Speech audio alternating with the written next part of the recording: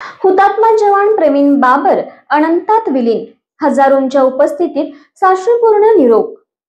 गुवाहाटी येथे कर्तव्य बजावत असताना गोळ्या लागून हुतात्मा झालेले उडतरे तालुका वाई गावचे सुपुत्र प्रवीण रमेश बाबर यांना हजारोंच्या उपस्थितीमध्ये साश्रुपूर्ण निरोप देण्यात आला।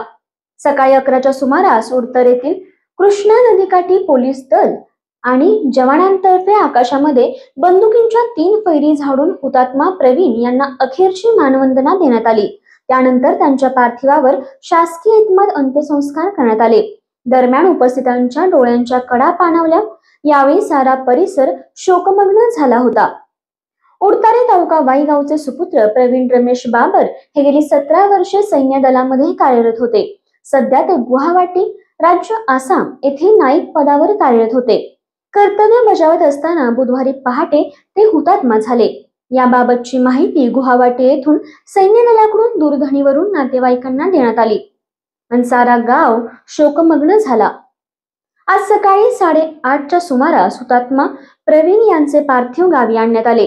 ते घरी काही काळ ठेवण्यात आले। उपस्थितांनी अंत्यदर्शन घेतल्यानंतर फुलांनी सजवलेल्या ट्रॉलीतून संपूर्ण गावातून अंत्ययात्रा काढण्यात आली। हुतात्मा प्रवीण बाबर अमर रहेच्या घोषणा देण्यात आल्या होत्या। अंत्ययात्रा कृष्णा नदी काठावर आणण्यात आली। त्यानंतर जवान आणि पोलीस दलातर्फे आकाशात बंदुकीच्या 3 फैरी झाडून हुतात्मा प्रवीण यांना अखेरची मानवंदना देण्यात आली। यानंतर प्रवीण बाबर यांच्या पार्थिवावर शासकीय इतमामात अंत्यसंस्कार करण्यात आले।